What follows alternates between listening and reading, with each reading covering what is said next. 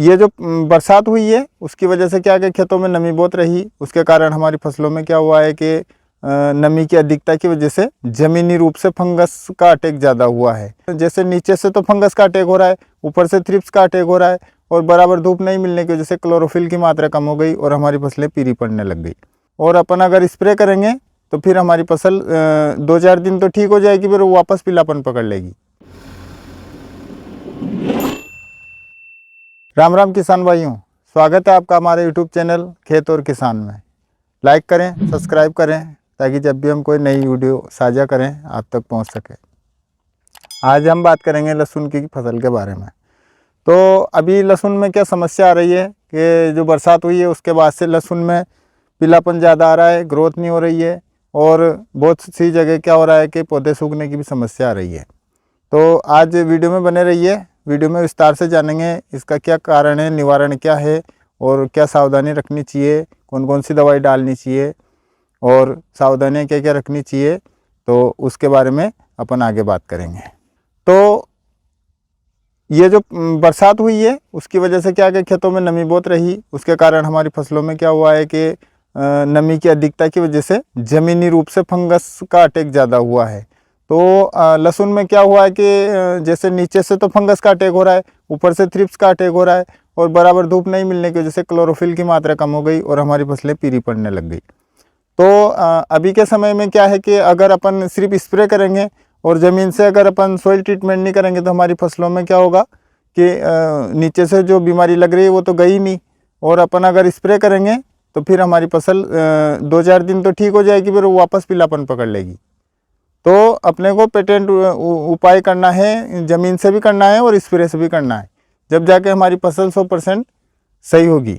आइए आगे जानते हैं कि हमें पहले अपन ज़मीन में क्या क्या देना है उसके बारे में बात कर लेते हैं।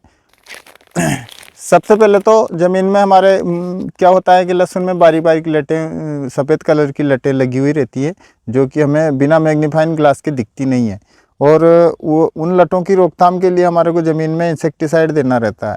वो अगर अपन नहीं देते हैं तो अपन कोई सी भी हाई पावर डालेंगे, खाद खुराक डालेंगे तो वो जड़ें काटती रहेगी, पौधे के कंद को नीचे से काटती रहेगी, तो हमारी लहसुन सही प्रकार से ग्रोथ नहीं कर पाएगी। तो ज़मीनी रूप से जो इंसेक्टिसाइड डालना रहता है उसके लिए हम ये लेकर के आए हैं वर्टागो सिजेंटा कंपनी का।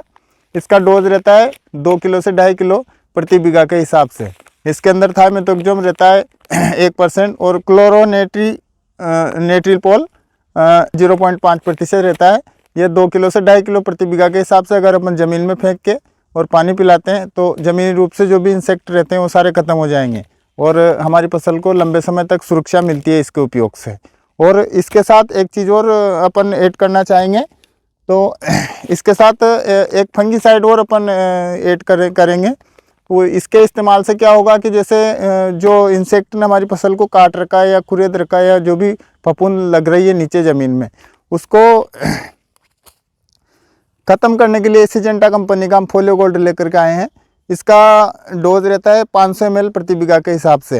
ये लिक्विड फॉर्म में आता है, तो इसको रेत में या किसी खाद में मिला के अपन को 500 ml प्रति बीघा के हिसाब से खेत में फेंकना रहता है। तो ज़मीनी रूप से जो भी फंगस होता है वो सारा ये ख़त्म कर देता है और हमारी फसल लंबे समय तक हरी भरी बनी रहती है। तो किसान साथियों, ये तो हो गया हमारा ज़मीनी रूप से क्या उपचार करना है वो हो गया।